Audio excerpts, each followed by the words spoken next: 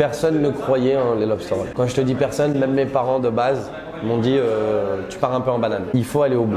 On se plante, c'est pas grave. Mais on pourra pas dire qu'on n'a pas essayé. Hello à tous, je m'appelle Moïse Fez. Je suis fondateur de Homer Lobster. Aujourd'hui, on a 2 restaurants dans Paris, un dans le Marais et un à Saint-Germain. Et notre spécialité, c'est le lobster roll. Le lobster roll. Un lobster roll, c'est un sandwich au homard. C'est une spécialité qui vient de la côte nord-est des États-Unis. Ils le font dans un petit pain hot dog. Moi, j'ai décidé de le faire dans un pain brioché qu'on fait nous-mêmes. Nous, voilà, on fait les 2 recettes traditionnelles. La classique du Maine avec mayonnaise maison ciboulette et celle du Connecticut avec un beurre citronné qui va venir légèrement tiédir le homard. J'ai goûté un premier lobster roll dans ma vie il y a 10 ans à New York. Pour moi, c'était très bizarre de base de mettre du homard dans du pain, mais quand j'ai goûté, j'ai eu ce goût de beurre, de petits pains hot dog toastés, des gros morceaux de homard, de mayonnaise. Et je me suis dit, ok, je vais me mettre à fond dedans, il n'y en a pas en France et je veux faire ma version du lobster roll pour pouvoir faire découvrir à un maximum de gens ce que moi j'ai ressenti la première fois que j'ai mangé un lobster roll. Je suis rentré à l'école Vatel où j'ai vraiment appris la restauration pure et dure. J'ai commencé par bosser au Péninsula où j'ai pu travailler au Lily, au restaurant gastronomique cantonais où là j'ai fait que de la salle. À la suite de ça, je suis parti travailler au Alain Ducasse au Dorchester à Londres, le 3 étoiles Michelin. Là j'ai morflé. Après ça, je suis rentré, j'ai travaillé un petit peu au Meurice. Ensuite, je me suis occupé du lancement du restaurant du Rock Hotel. Et en parallèle de toutes ces expériences, je bossais sur Homer Lobster. Pendant ma dernière année d'école, il me faut un moyen de pouvoir démarrer Homer sans investissement, j'ai pas d'argent. Et je vois à la télé, je me rappelle, c'était dans Très Très Bon, je vois le food market. Je les appelle peut-être 25 fois par jour jusqu'au bout d'un moment où ça décroche. Je dis bonjour, je m'appelle Moïse, voilà, je monte un concept, je fais des lobster rolls. Bon bah c'est simple, vous faites un food market là jeudi? Oui, on en fait, ok, je vous vois jeudi. Non mais on travaille, j'ai raccroché. Je rencontre Marianne, la fille qui s'occupait des restaurants, et je rencontre Virginie Godard, la fondatrice. Elle me dit mais attends, il y a 6 mois d'attente. Je dis s'il vous plaît, moi dans 6 mois j'aurai fini l'école, trouvez-moi un créneau. Et elle me dit voilà, dans 3 semaines. Dans 3 semaines, tu viens nous faire goûter tes lobster rolls. Moi, j'avais pas compris qu'il fallait juste leur livrer les sandwichs.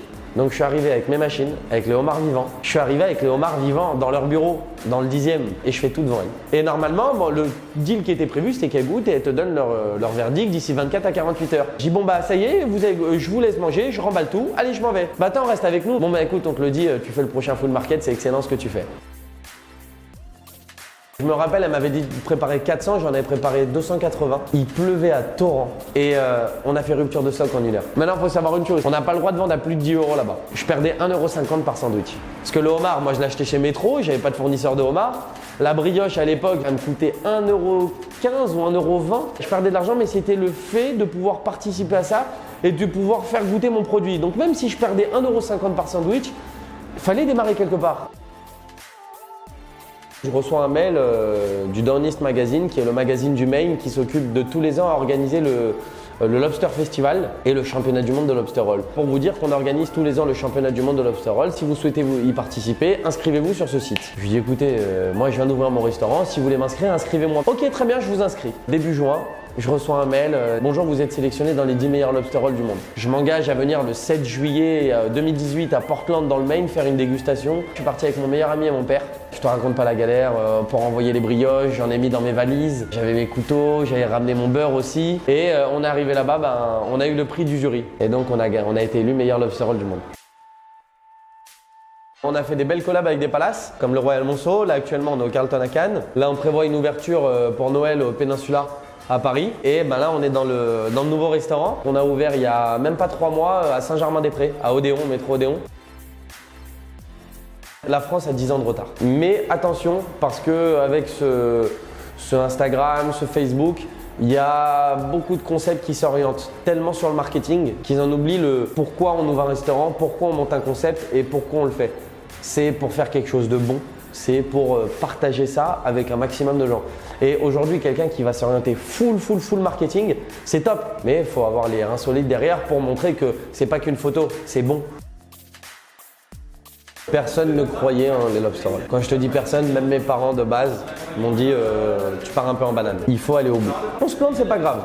Mais on pourra pas dire qu'on n'a pas essayé. Il faut se l'enlever un peu cette étiquette de ouais, on a 23, 22 ans, 21 ans, 25 ans, 30 ans. Ça veut rien dire, j'ai monté Homer, j'avais 21 ans. J'ai toujours été inspiré par les chefs avec qui j'ai pu travailler. Le chef Jocelyn Herland, qui est actuellement le chef exécutif du Meurice, et le chef Jean-Philippe Blondet, qui est le chef exécutif du Alain Ducasse à Londres. Déjà, faut savoir que s'ils n'étaient pas là, j'aurais craqué parce que c'était très dur, c'était très intense. Je me suis dit, juste parce que j'ai travaillé avec eux, pour respecter leur travail et la patience qu'ils ont eu avec moi, je suis obligé d'aller au bout. Je suis fan d'un concept de street food. Ils ont 4 ou 5 points de vente sur Paris, ça s'appelle Street Bangkok. Quand tu vas chez eux, tu comprends ce que c'est de la street food. Moi, je t'aurais dit Street Bangkok. L'empire qu'ils ont créé, c'est un truc de ouf. Eux, c'est des mutants de la street food.